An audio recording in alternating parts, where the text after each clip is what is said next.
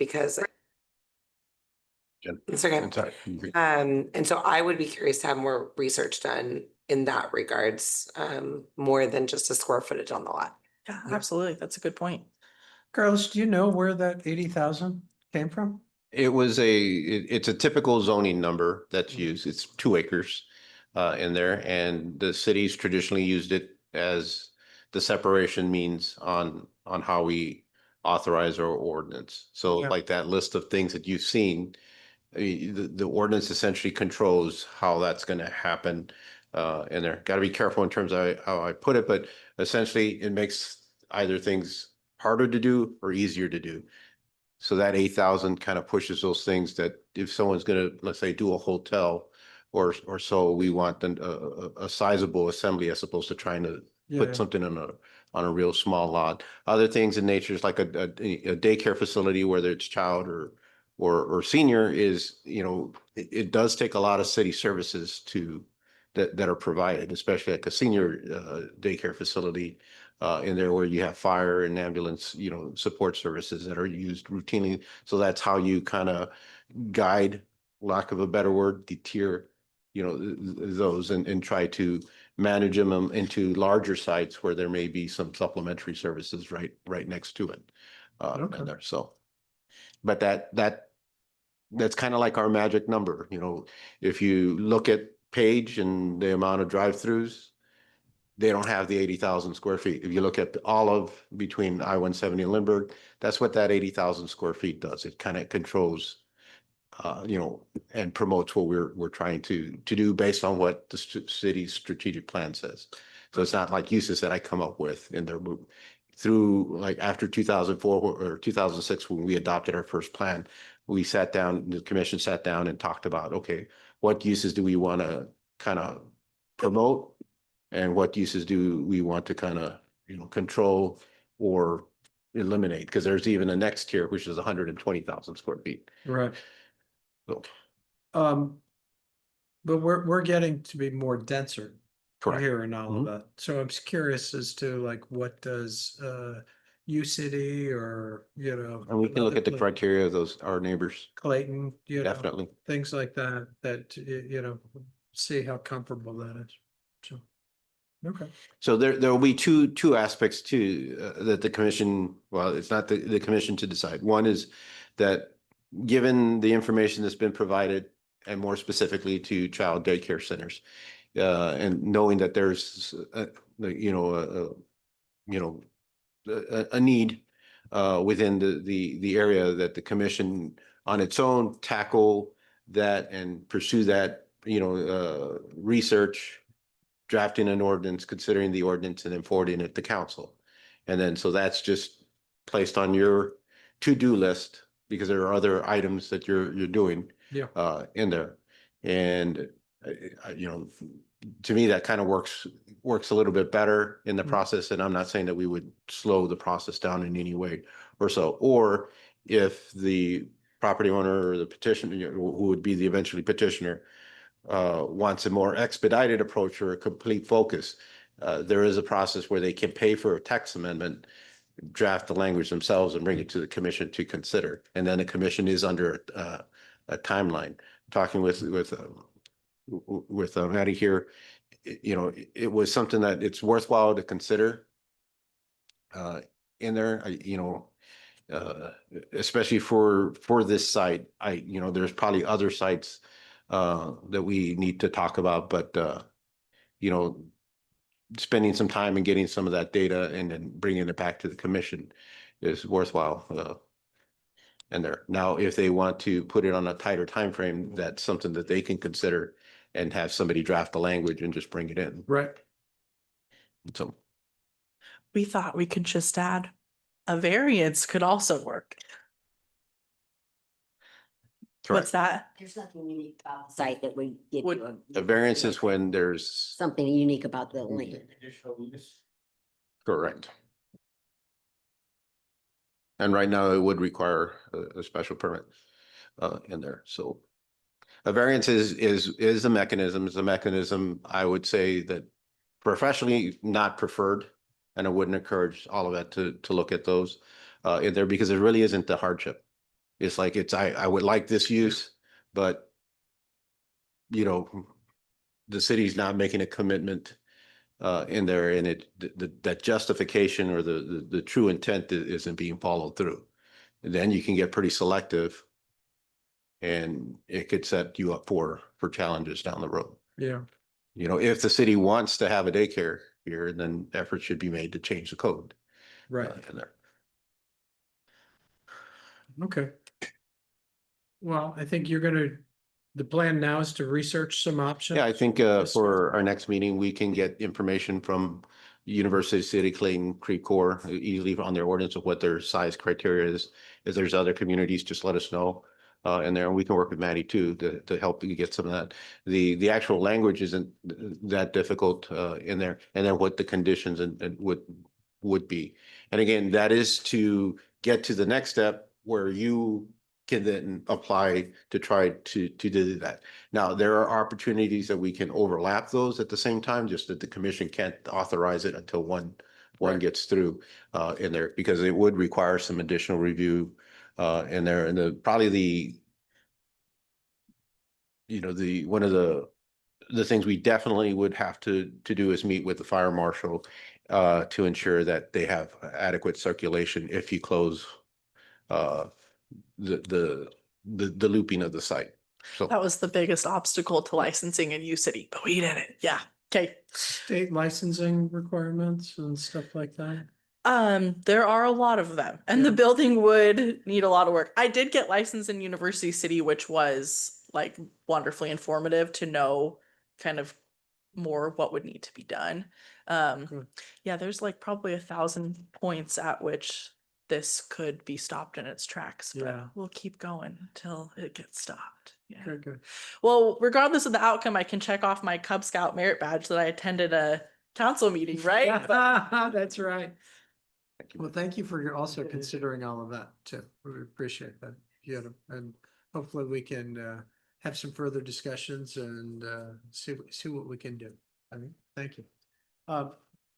Brian, is this something that you should have some discussions with city council on? See you guys. Good night. Good night.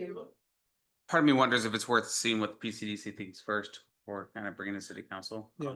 Me personally, I'm in the favor of, to that point, I'd rather reuse a building versus tear down a building. And I see no reason, as long as it fits the safety, as long as, to your point, I worry about the green space and things like that.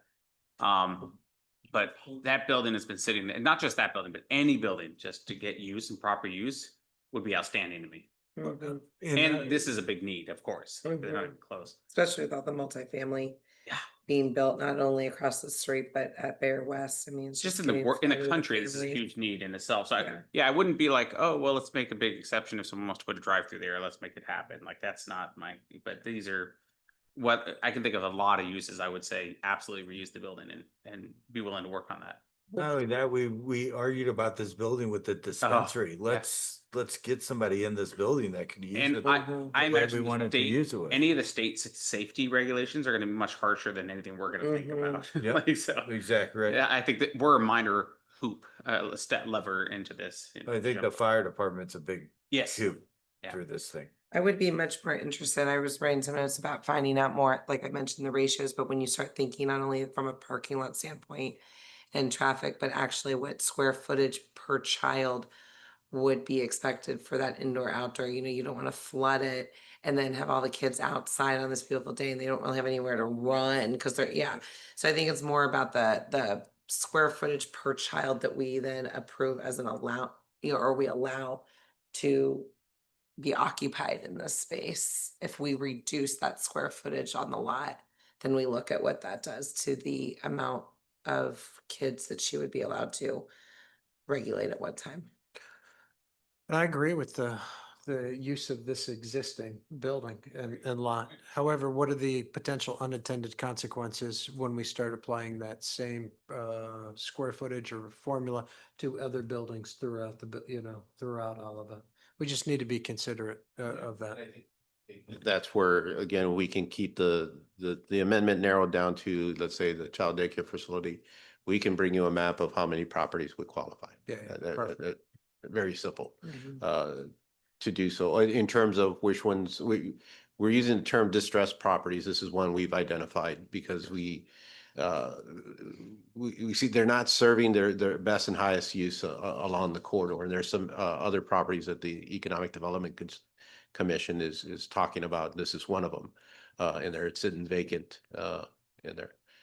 Uh, and whether this is a viable type of use, given that.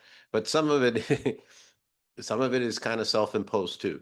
It is an Olive Boulevard property, which makes it prime, but it's also an Olive Boulevard property that's pretty substandard, which doesn't make it prime in there. And, there's going to have to be some give and take. And, we had that discussion with the dispensary, the concerns about having multiple entrances, the one entrance on Olive that's like within 5-10 feet from the intersection, and whether that should go. And again, there has to, lack of a better way and being blunt, the property owner themselves has to have some skin in the game. They can't just expect that the city's going to change the code so they can get an occupant. We want them to see, what are they doing to improve the property to help us meet our vision too, not their bottom line. Exactly. So. Okay, good. Any other further discussion on this item? I don't think we need to take public comments for this, but if Stephanie had a public comment. Also said, I have a 2-year-old grandson in New City. Mike's not on. I have a 2-year-old grandson and you said they are on so many wait lists and they have to drive now 30 minutes one way to the daycare. So that's, 2 hours of driving back and forth. I mean, it's just crazy. There's no care, Yeah. like you said. And just, I just agree with everything. Where did that 80,000 feet come from? And it would make more sense to say to limit the number of kids in that facility, which Yeah. I would think licensing Would do. requirements would do that anyway, and ratios and all that. Right. And I know for like the outdoor space, where they are now, they don't take everybody outdoors at once. They take classes out, they take little groups out at the same time and stuff. So they know how to handle stuff. But yeah, there's a huge need for daycare in Absolutely. this whole area. Thanks, Stephanie. Appreciate it. Okay. There's no further discussion. We'll move on to the other discussion items, but I think that we're not ready for those. Is that correct? Oh yeah, I'm going to ask the commission. We can defer discussion on those other items. Okay, then we have other business. We have meeting minutes. This is exciting. Would someone like to acknowledge receipt of these? I'll acknowledge receipt of the meeting minutes from the April 3rd, 2025 meeting, which I remember very clearly and can agree that's all accurate. Fantastic. If anybody does have any if anybody does see anything that needs to be addressed, please contact Jack. All right. So we'll then move on to election of officers. Carlos? All right, it's annually after the final appointments by the council that you typically happen in July. The commission is in all our commissions and boards select officers. The typical officers are the chairman, who would run and operate the meeting. We also work closely with the chairman to put together our agendas. And then there is a vice chairman that helps support the chairman in times where they can't attend, and also assist in the coordination of the meeting, and a secretary. Right now, Rob Jurgel is our chairman. Sam Wallach is our secretary, and I believe we lost an individual that was vice chairman. And they went up to council.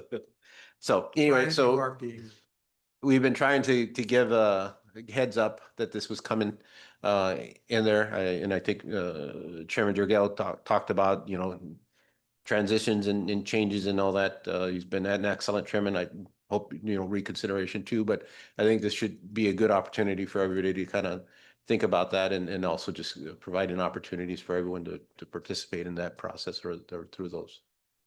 Yeah, it's good to get active and involved with these, different things. I would encourage it. I think I started out as vice chair before and then kind of assumed the role later on. And then I guess was elected into it again. I I think too, kind of, I mean, I've been doing it a lot. I don't mind continuing to do it, but I would encourage if anybody else would like to do it. I think it's it'd be a good thing. So, and I would be happy Don't even to look be out the here. one that You did nominates such a anybody great that would job. be It's unbelievable. interested. So Sam? Featuring? so the role of the process would be is to consider someone motioning to consider somebody to serve as chairman.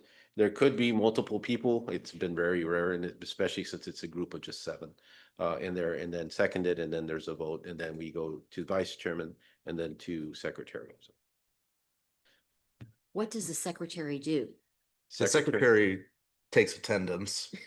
You sign documents at times, that need to be done. Although And then, I have not done that since I was gonna say, I But- didn't know that. there are times where we do have to At one have. point, at one time back then, the secretary actually did the minutes. So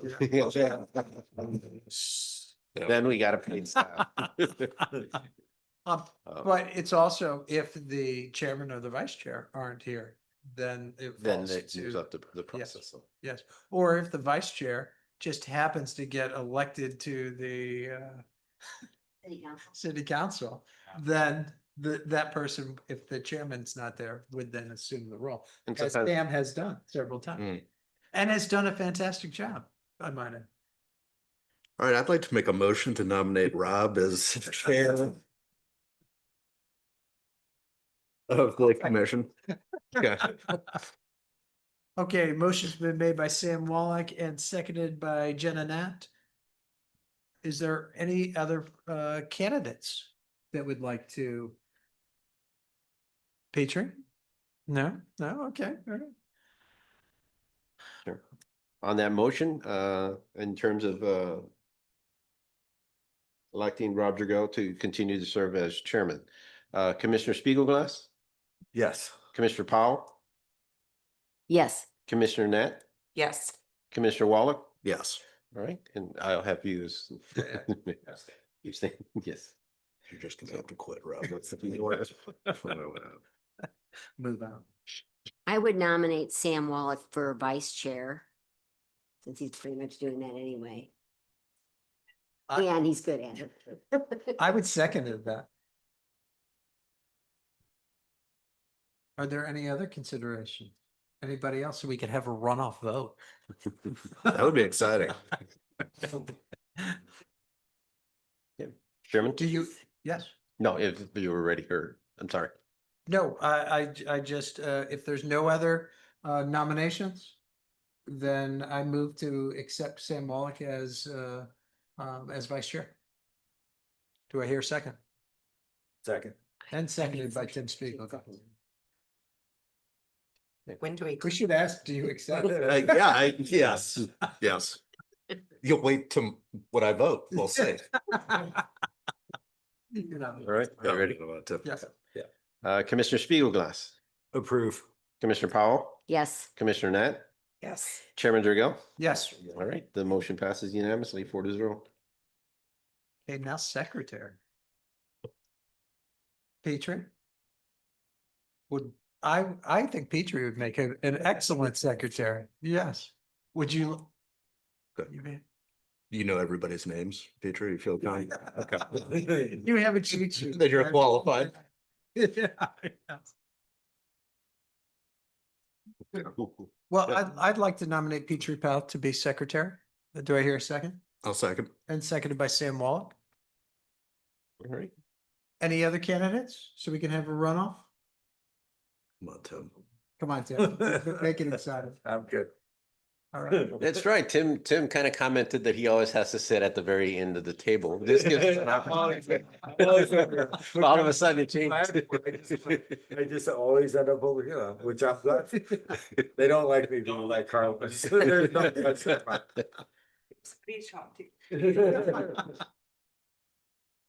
All right, on the motion, Yes.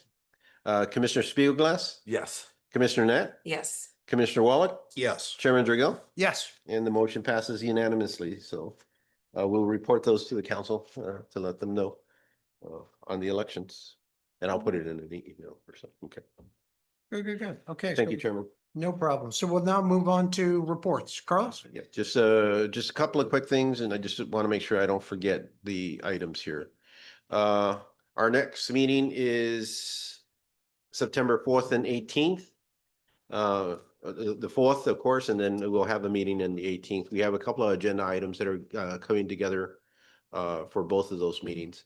The one question, and then there's a schedule of other meeting dates in there.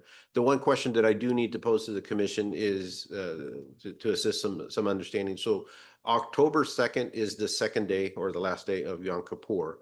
That's also one of our meeting nights, and wanted to get some guidance from the commission in there so we can give a heads up to anybody applying or whether we would have a meeting that night or not. I believe that would be a problem, but I'd like to confirm.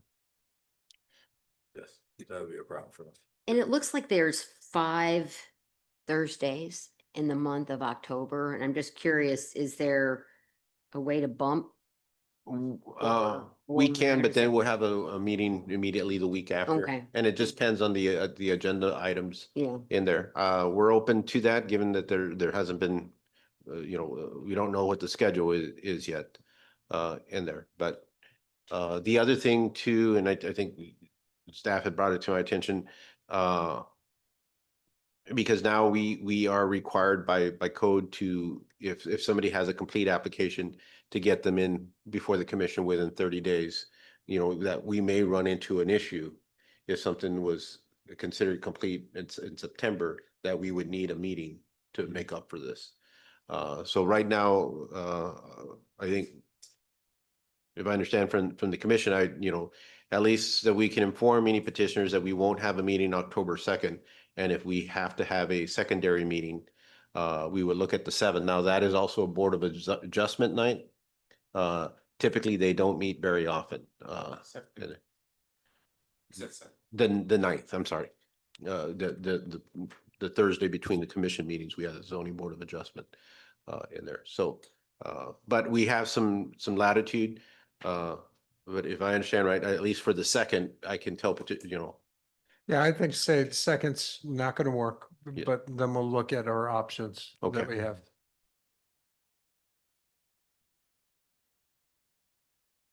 And like you said, the Board of Adjustment doesn't meet all the time, so we can bump them. Then We a get couple right. other updates. We should get the development plans for the Courtyard Hotel at Olive Crossing. It has to be submitted by September 1st, but that's Memorial Day. But I think we're getting the plans tomorrow in there, and then we'll start our Labor review Day. process. Pardon? Labor Day. Yes. So since I think they're going to submit it a week before anyway. Yeah. In there, they have to have them in before September 1st. So we're not going to be open that Monday.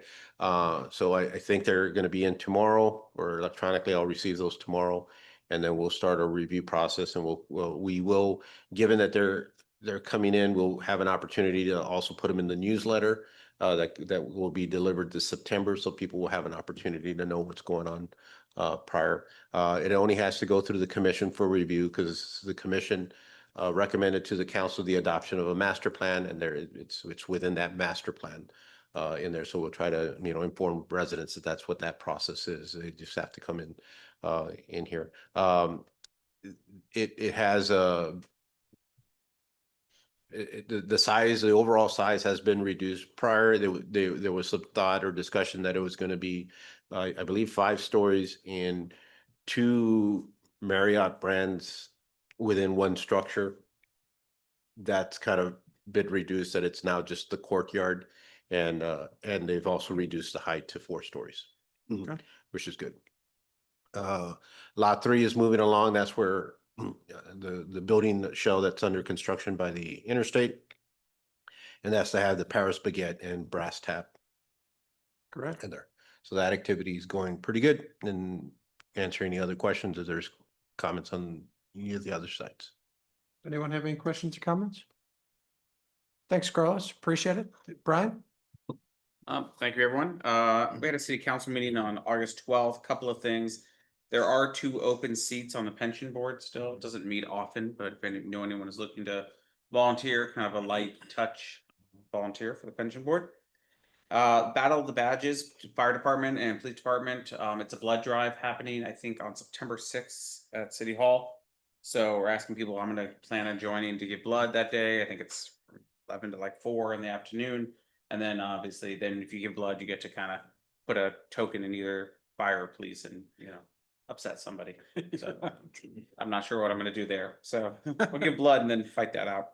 Turkey Trot, registration's open, so they're hoping to keep, Tim and I are like, wow, already. Yeah, no. So I'm sure we'll be hearing from David pretty soon if we haven't already. So yeah. But please register, always looking forward to it. They keep growing every year. The amount of money they keep giving to the, Harvey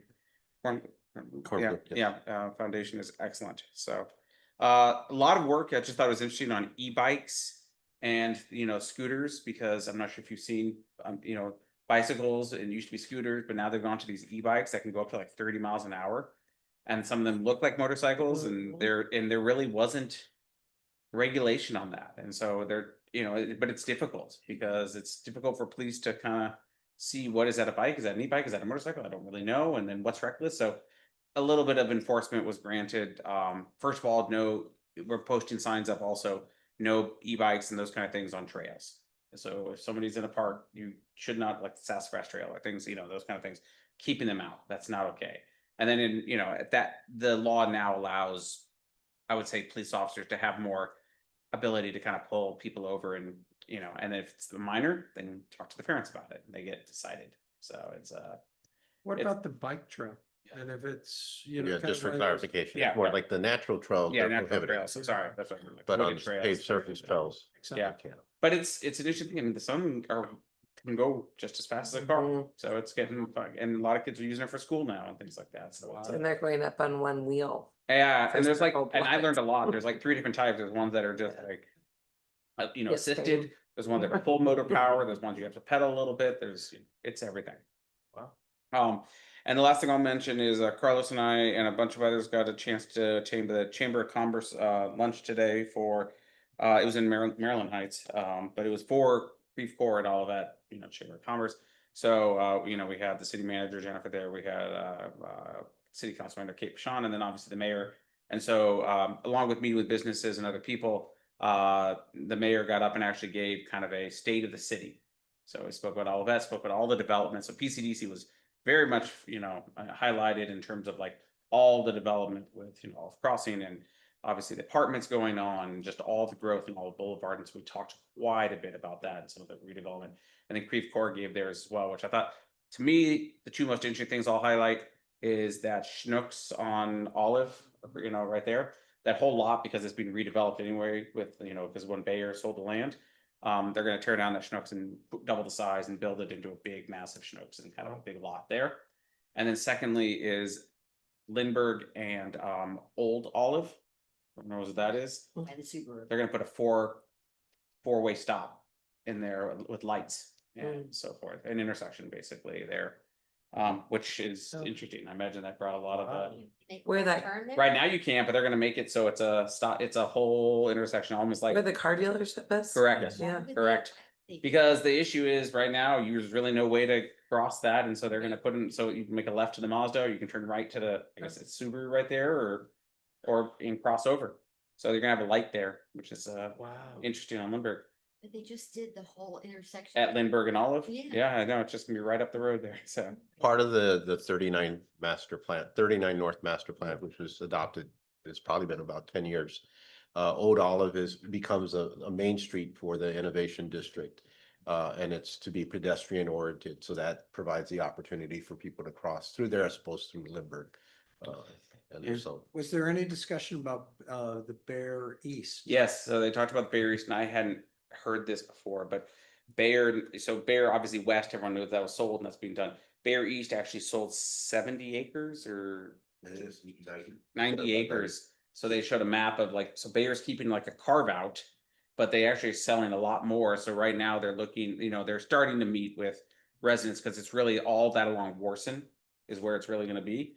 A lot of the residents are like, can we reuse some of those buildings? Can we make them office buildings? Otherwise, we're talking about tearing down. How do we keep the green space? How do we keep the trees? There's a lot of trees in the significant amount of greenage, but of course, they're talking about homes, they're talking about buildings, they're talking businesses, they're talking about other things like that. So, Not any data centers. I don't think they've gotten that far. I think they've just started talking to the residents. But obviously they're excited about, I think, the opportunity and tax dollars and so forth. They sell it to the firesides again or a different I don't developer? think it's been sold yet. I think they're still No, doing, no, like, it's they're just they're doing the very evaluations right now to figure out how they're gonna sell it. So, Yeah, I went to the neighbor where because Oh. I'm, yeah, live because the near- traffic would impact on Warson, right where you are, would impact quite a bit. right, right. So it was more just information Yeah, gathering. it's Yeah, early, right, but yeah, I mean, that's a significant amount of development when you think about west of Lindbergh and you think about now east of Lindbergh. That's Mhm. yeah, gonna change things quite a bit. right, So, yeah. Yeah. Crazy, crazy. Well, great information. Yeah. That's good. And it's nice to see both cities kind of Yeah. getting together and talking about things. So that's good. All right. Any other further discussions or announcements? Seeing none, we'll adjourn at 8:49. Thanks.